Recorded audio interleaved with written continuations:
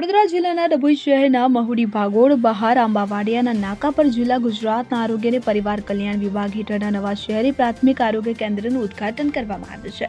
અંદાજે 1,24,00,000 ખર્ચે તૈયાર થયેલા અદ્યતન હોસ્પિટલનું લોકાર્પણ ધારાસભ્ય શૈલેષ મહેતાને હસ્તે કરવામાં આવ્યું. આરોગ્ય સેવાઓ હવે ઘર આંગણે નવું આરોગ્ય કેન્દ્ર મહુડી ભાગોળ અને તેની આસપાસના રહેવાસીઓ તેમજ 50 જેટલા ગ્રામ્ય વિસ્તારોના લોકોને આરોગ્યલક્ષી સેવાઓ માટેની મુશ્કેલીઓ દૂર કરશે. અત્યાર સુધી આ વિસ્તારના લોકોને સારવાર માટે ડભોઈ શહેરના હીરા ભાગોળ પાસે આવેલા સરકારી દવાખાના સુધી લાંબુ અંતર કાપવું પડતું હતું અને ભાડાનો ખર્ચ પણ ભોગવવો પડતો હતો. ત્યારે હવે આ નવું કેન્દ્ર શરૂ થવાથી સ્થાનિકોને ઘરની નજીક જે તબીબી સુવિધાઓ ઉપલબ્ધ થશે, જેનાથી સમય અને નાણાંની પણ બચત થશે. તો તમામ આવશ્યક સુવિધાઓથી સજ્જ નવા શહેરી પ્રાથમિક આરોગ્ય કેન્દ્રમાં ડભોઈ સરકારી હોસ્પિટલમાં મળતી તમામ આવશ્યક આરોગ્ય સુવિધાઓ ઉપલબ્ધ કરાવવામાં આવી છે.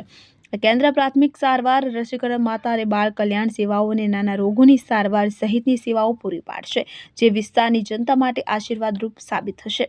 આ લોકાર્પણ કાર્યક્રમ દરમિયાન ડભોઈ અને વડોદરા જિલ્લાના અનેક અગ્રણી નેતાઓ અને આરોગ્ય અધિકારીઓ ઉપસ્થિત રહ્યા હતા, જેમાં ડભોઈ નગર તાલુકાના ધારાસભ્ય શૈલેષભાઈ મહેતા, જિલ્લાના ઉપપ્રમુખ અશ્વિનભાઈ પટેલ, જિલ્લા પંચાયત આરોગ્ય વિભાગ ચેરમેન નરેન્દ્રભાઈ રોહિત, તાલુકા નગરપાલિકાના પ્રમુખ બિરેન શાહ, તાલુકા ભાજપ મહિલા મોરચાના પ્રમુખ સોનલબેન કિશોરભાઈ સોલંકી, મીનાક્ષીબેન ચૌહાણ, જિલ્લાના આરોગ્ય અધિકારી ડોક્ટર નીલ કમલસિંહ, તાલુકા હેલ્પ ઓફિસર આરતીબેન ચતુર્વેદી, તાલુકા રેફરલ હોસ્પિટલના પ્રતિનિધિ ઉપરાંત હોસ્પિટલના ડોક્ટરો, સમગ્ર સ્ટાફ અને મોટી સંખ્યામાં નગરજનો ઉપસ્થિત રહ્યા હતા.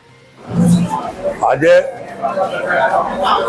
દરબારની નગરી એટલે ડભોઈના મહુડી ભાગોળ વિસ્તારમાં પ્રાથમિક આરોગ્ય કેન્દ્રનું લોકાર્પણ કરવામાં આવ્યું છે. ભારતીય જનતા પાર્ટીની સરકાર પહેલેથી જ કહેતી આવી છે કે જેનું ખાતમુહૂર્ત અમે કરીએ એનું લોકાર્પણ અમે કરીએ છીએ. આનું ખાતમુહૂર્ત પણ મારા હાથે થયું હતું અને આજે લોકાર્પણ પણ મારા હાથે કરવામાં આવે છે. 1,24,00,000 જેવી માતબર રકમથી આ પ્રાથમિક આરોગ્ય કેન્દ્રનું નિર્માણ થયું છે.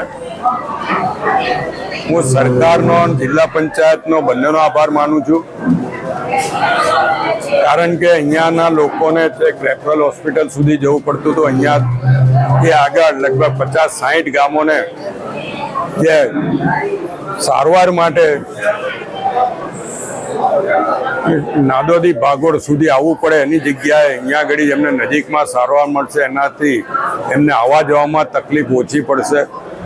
આખું નગર પાર કરીને પેલી બાજુ જવું પડે એની જગ્યાએ નજીકમાં એમને આવી સારી વ્યવસ્થા ઊભી થઈ છે. એટલે લોકોની સારવાર માટે આરોગ્ય કેન્દ્ર મદદરૂપ થશે. આગામી દિવસ હું આજે આ વિસ્તાર મહુડી ભાગોળ વિસ્તારના લોકોને અને અહીંયાથી આગળ આવેલા 50-60 જેટલા ગામના લોકોને અભિનંદન આપું છું, શુભેચ્છા આપું છું કે એમને માટે આ એક સારી વ્યવસ્થા ઊભી થઈ છે.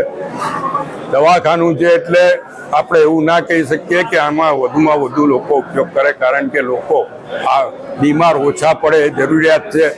પણ જે કોઈ બીમાર પડે અને જે કોઈને સારવાર લેવા અહીંયા આવવું પડે એ વહેલામાં વહેલા સ્વસ્થ થઈને જાય એવી શુભેચ્છા પણ આપું છું.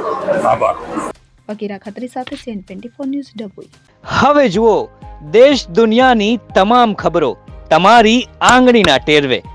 ઉઠાવો મોબાઈલ અને Google Play Store પરથી ડાઉનલોડ કરો અમારી CN24 ન્યૂઝ મોબાઈલ એપ.